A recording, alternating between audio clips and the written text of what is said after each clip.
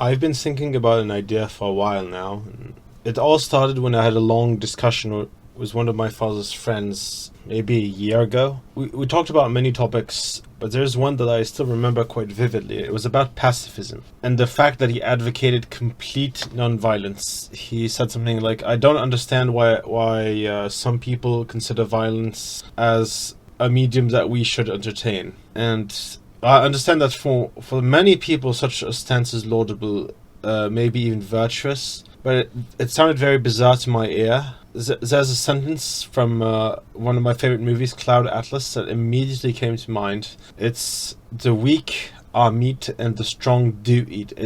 And what it means essentially is much easier for people to take from other people than to actually work themselves, especially if they have means to oppress and control others. So I read this book called War Before Civilization, and in this book the author says that most peaceful societies are either so weak that their power is so impotent that it can deter, even when they use all of their potential to violence, they can deter, and their only way is to exist in peace. Or there are societies that have been completely pacified through force or attrition. In essence, potential use of force with extreme prejudice is the only way to exist in peace. Today, this is embodied by things like the police or the army, but it has not always existed in this way. Unreasonable and violent people cannot be stopped with words or rules. This is why things like slavery have existed for all of human recorded history, and that's why they will exist in our future. Humans only follow rules which are enforced. Even the most reasonable and respectful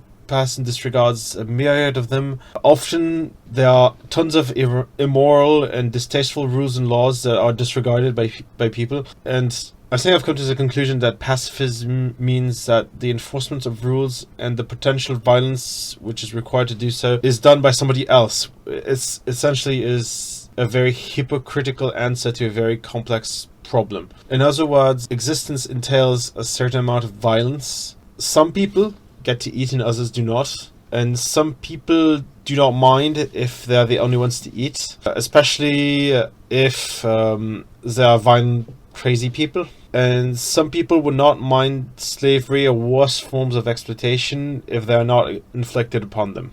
Despots exist, they exist today, and they take without concern from others, yet with force of arms, they seem less forthcoming in their vile ways. Which means that tyrants usually, they take from people that are weaker than them. And if you're not weaker than the tyrant can't really oppress you. And I would say that most moral principles start with the golden rule. Essentially, there's do not do unto others what you would not want done upon yourself. And I would even extend it further: do not ask of others what you would not do yourself. And pacifism in many ways is a demand that the world be peaceful, which it is not.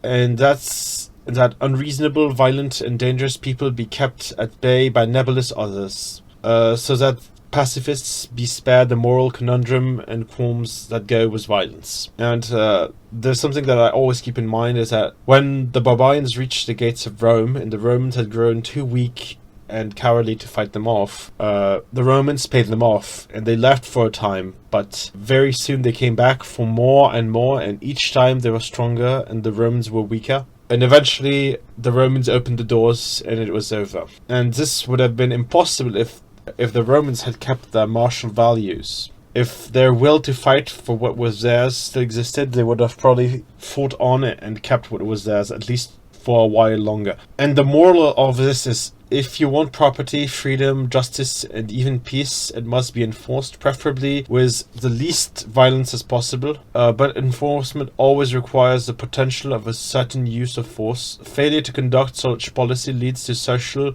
allowance when it comes to disrespecting the rules and exploitations of the weak by the immoral and the amoral among us. There is a sucker born to be exploited every minute, and a fraud to do so too. Moral people are not born. They require a great deal of education and thinking and discussing things. So it's not a natural quality at all. It has to be very much educated into people. In other words, you can be a pacifist only towards other pacifists. And this entails a great deal of social and civil order and abiding by the law. And the main problem is that order and abiding by the law may seem very unfair for those who are not eating. The people at the bottom, especially if it's through their birth, they will have a deep feeling of injustice when it comes to order and abiding by the law. Because the point is, why accept rules which force you through decades of discipline and labor when a little crime, which seems to be tolerated by the more liberal-minded people, especially today, can speed up your personal growth? And pathological pacifism is the phenomenon where individuals have a non-violent posture in all contexts, yielding all of what they have to violent individuals, or that they praise pacifism while recruiting others to do violence for them. The typical version of this is a politician telling you that guns should be banned or forbidden, while having a little army of guards to protect them. It's kind of like Tyrion saying in Game of Thrones, I'm not good at doing violence, but I'm good at convincing other people to do it for me. And the question is that really pacifism? To have an army of men ready to do violence for you? It's not. It's pacifism for you, but violence for others anyway. And there's a big thing that I find very interesting is that imagine being a short woman harassed or even attacked by a tall, muscular, and not very moral man. He is quicker and stronger and has no moral qualms about using force to rob or even do worse things upon you. And the question is, the only way to equalize force is a weapon, preferably a firearm, because most other weapons require a great deal of strength and technique to be used. And once you've come to this point, you understand that anybody can be neutralized by a firearm. And most thieves and criminals do not attack people they know are armed and unafraid to protect themselves. Riots and looting happen because of pathological pacifism. Usually people who are too lazy to work to get things are also too lazy to get shot by a shopkeeper or a policeman. Finally, there's the application of this principle to a larger scale. Usually it's done by states, the use of force by states, essentially. And this is oftentimes called war. In general, wars do not protect individual rights, but are rather in order to settle some grudge or even a slight, which could have been discussed and negotiated over peacefully. And I must say that such wars cannot be morally justified. The only just war are defensive ones fought to ensure individual rights with a minimum of force, used only as a last resort. If any war is just, I cannot think of one. Wars are almost nearly by definition unreasonable uses of force, where some nation in a stronger position exploits a weaker one. Yet, the use of force to guarantee individual rights cannot be considered immoral. That is the whole point of the state. Further, if a state uses force in a way that hinders or goes against individual rights, the state is acting in an immoral way, and use of force is therefore justifiable towards it. As a clarification, it can be said that the just use of force is justice, and that the unjust use of force is its opposite. Everything the state does has an underlying promise of force. That's why we say to enforce laws. The state being run by often flawed and corrupt individuals, its use of force is at best even between justice and injustice.